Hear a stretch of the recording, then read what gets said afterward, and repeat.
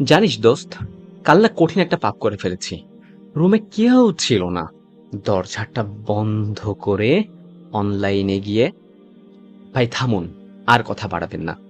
আপনার যে পাপের কথা আল্লাহ সুবহানাহু ওয়া তাআলা ছাড়া আর কাক পক্ষেও টের পায়নি।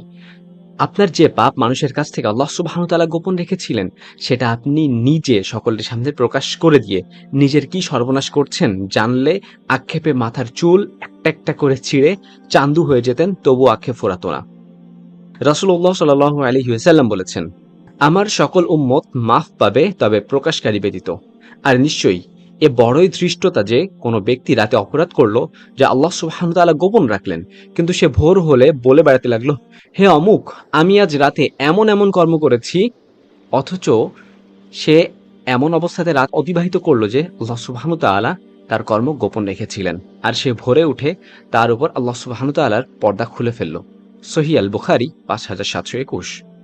আরেকটি বর্ণনা অনুযায়ী আল্লাহ সুবহানাহু ওয়া তাআলা হাসরের ময়দানে ফেরেশতাদের সামনে বলবেন, যাও অমুক অমুক বান্দাকে ডেকে নিয়ে আসো। ফেরেশতাগণ বান্দাদের নিয়ে এসে আল্লাহ সুবহানাহু ওয়া তাআলার সামনে দাঁড় করিয়ে দিবেন। আল্লাহ সুবহানাহু ওয়া তাআলা বান্দাদের বলবেন, হে আমার বান্দা, আমার কাছে এসো। বান্দা আল্লাহ সুবহানাহু ওয়া তাআলার কাছে এসে দাঁড়াবেন। আল্লাহ সুবহানাহু ওয়া তাআলা বান্দাকে আরো কাছে ডাকবেন। বান্দা আল্লাহ সুবহানাহু ওয়া তাআলার আরো কাছে গিয়ে দাঁড়াবে। এভাবে বান্দা আল্লাহ সুবহানাহু ওয়া তাআলার এত কাছে চলে যাবে যে সে নূর দ্বারা আচ্ছাদিত হয়ে যাবে। আল্লাহ সুবহানাহু ওয়া তাআলা এবং তার মাঝে শুধু একটা পর্দা থাকবে। কোনো ফেরেশতা তাকে আর দেখতে পাবে না, শুনতেও পাবে না আল্লাহ সুবহানাহু ওয়া তাআলা এবং তার বান্দার কথোপকথন। শুধু আল্লাহ সুবহানাহু ওয়া তাআলা এবং তার বান্দা। আল্লাহ সুবহানাহু ওয়া তাআলা তার বান্দাকে বলবেন, ইয়া আবদি, দেখো তোমার আমলনামা, তুমি নিজেই দেখো পৃথিবীতে কি করে এসেছো তুমি। বান্দা তার আমলনামায় চোখ বোলাবে, শুধু পাপ আর পাপ, রাশি রাশি পাপ। আল্লাহ সুবহানাহু ওয়া তাআলা বলবেন, ইয়া আবদি, তুমি কি জানতে না তুমি গোপনে যে কাজ করো আমি সেটাও দেখতে পাই? তুমি কি জানতে না একদিন তোমাকে আমার সামনে দাঁড়াতে হবে? তুমি কি জানতে না একদিন আমি তোমার সব কাজের ব্যাপারে জিজ্ঞাসা করব? বান্দা উত্তর দিবে, ইয়া রব, আমি জানতাম, জানতাম, আমি জানতাম। আল্লাহ সুবহানাহু ওয়া তাআলা বলবেন, তাহলে কেন তুমি এই কাজগুলো করেছিলে? বান্দা উত্তর দিবে, ইয়া রব, আপনার সামনে এই পাপের বোঝা নিয়ে দাঁড়িয়ে আমার বিচার করার চেয়ে আমাকে জাহান্নামে নিক্ষেপ করা আপনার জন্য অনেক সহজ। আল্লাহ সুবহানাহু ওয়া তাআলা বলবেন, পাতা উল্টাও, পরের পৃষ্ঠায় যাও। বান্দা পরের পাতায় গিয়ে দেখবে পুরাটাই আগের চেয়েও জঘন্য গুনাহ দ্বারা পরিপূর্ণ। এভাবে সে পুরো আমলনামার পাতা চোখ বুলাবে, প্রত্যেক পাতাতেই আগের চেয়ে আরো বেশি, আরো জঘন্য গুনাহ দেখতে পাবে সে। বান্দা প্রচন্ড মন খারাপ করে ফেলবে, প্রচন্ড হতাশ হয়ে সে ভাববে, আমাকে আল্লাহ সুবহানাহু ওয়া তাআলা নিশ্চয়ই এখনই জাহান্নামের আগুনের গর্তে ফেলে দিবেন। আমি তো ভালো আমলও করেছিলাম, কিন্তু সেগুলো আমার কাজে এলো কই? আমার পাপই আমাকে ধ্বংস করে ছাড়লো। আল্লাহ সুবহানাহু ওয়া তাআলা বান্দাকে বলবেন, ইয়া আবদি, কেন তোমাকে গোপন রেখেছিলে দুনিয়ার জীবনে? বান্দা বলবে, ইয়া রব, আমি আমার পাপগুলো নিয়ে লজ্জিত ছিলাম। আল্লাহ সুবহানাহু ওয়া তাআলা বলবেন, তুমি কি দেখোনি পৃথিবীতে আমি তোমার পাপগুলো মানুষের কাছ থেকে গোপন রেখেছিলাম? এটা ছিল তোমার প্রতি আমার রাহমা। আজকেও আমি তোমার পাপগুলো মানুষের কাছ থেকে গোপন রাখবো। অন্য একটা বর্ণনা এসেছে আল্লাহ সুবহানাহু ওয়া তাআলা বলবেন, দুনিয়াতে তুমি তোমার মুসলিম ভাইদের দোষ গোপন করে রাখতে, তাই আজকে আমিও তোমার দোষ গোপন রাখবো। আল্লাহ সুবহানাহু ওয়া তাআলা বান্দাদের বলবেন, এবার আমলনামার পাতা উল্টাও। আমলনামা খুলতেই বান্দার চোখ কপালে উঠে যাবে। পুরো আমলনামা জুড়েই শুধু ভালো কাজ, পাপ কাজের কোনো চিহ্ন নেই। ফেরেশতারাও জানবে না যে আল্লাহ সুবহানাহু ওয়া তাআলার বান্দার সমস্ত পাপ আমলনামা থেকে মুছে ফেলে ভালো কাজ দিয়ে পরিপূর্ণ করে দিয়েছেন। অতঃপর বান্দাকে মাফ করে দেওয়া হবে। ভাই আমার, পর্ন ভিডিও দেখা বা হস্তমৈথুন করা ছাড়তে না পারলেও চেষ্টা করুন এগুলো সবার থেকে গোপন করে রাখতে। আল্লাহ সুবহানাহু ওয়া তাআলা ছাড়া এই পাপের কোনো সাক্ষী না রাখতে। আল্লাহ সুবহানাহু ওয়া তাআলা দয়া হলে তিনি হয়তো আপনার এই গোপন পাপগুলো দুনিয়াতেই গোপন রাখবেন এবং হাসরের ময়দানেও গোপন রেখে আপনাকে ক্ষমা করে দিবেন। অযথা সবাইকে বলে বেরিয়ে কেন ক্ষমা পাবার এই সুযোগটা হারাবেন?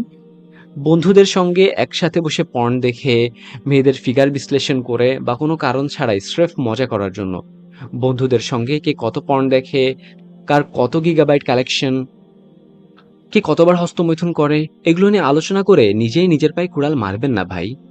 একদিন আফসোস করতে হবে এসব ফান করার জন্য, কিন্তু তখন আর কিছুই করার থাকবে না।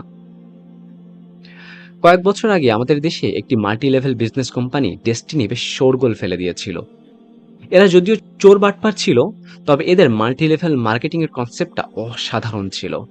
আপনি তাদের কোম্পানিতে যতজন লোক ঢুকাবেন, তাদের প্রত্যেকের ইনকাম থেকে আপনি কিছু কমিশন পাবেন।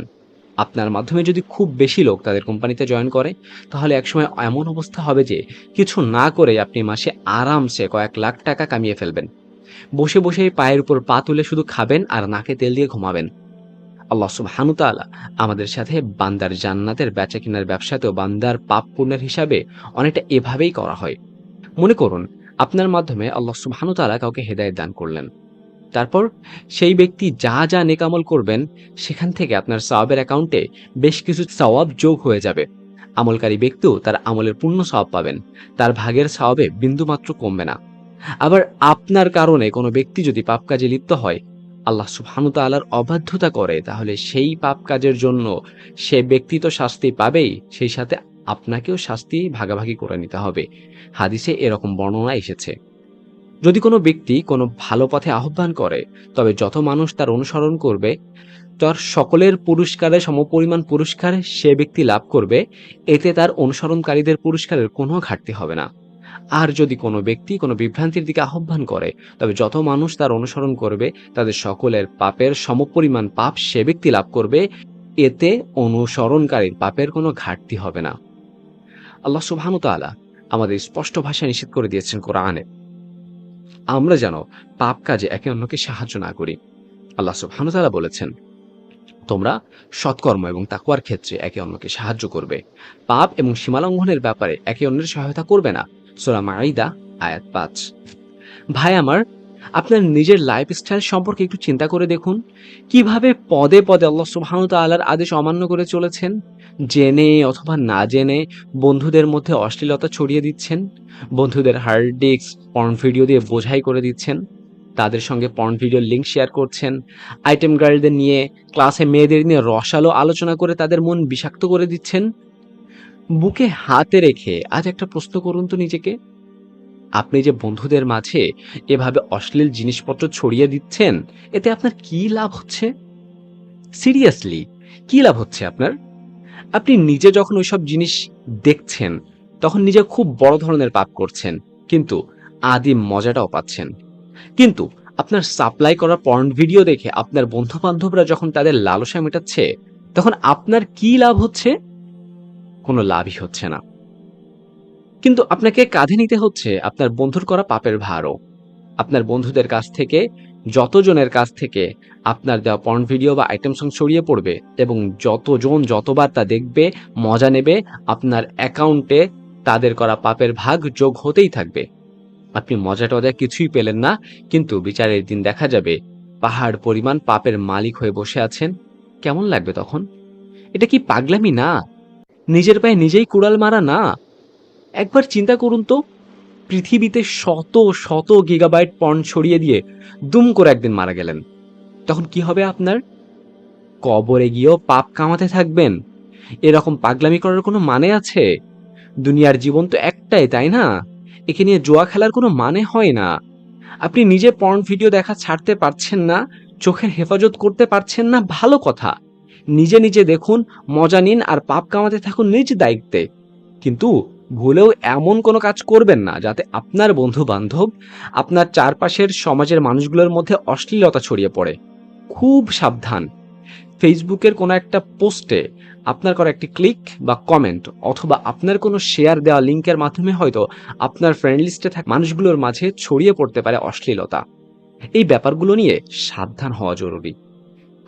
অনেক মেয়েরাই ফেসবুকে নিজেদের ছবি দেন, আপনারা হয়তো তেমন কিছু না ভেবে এসব ছবি আপলোড করেন, অথচ আপনাদের এসব ছবি এক একটা ছোট ছোট অঙ্গার, যেটা আস্তে আস্তে বড় হয়ে একসময় পুড়িয়ে দিতে পারে যে কোনো বিশাল বন।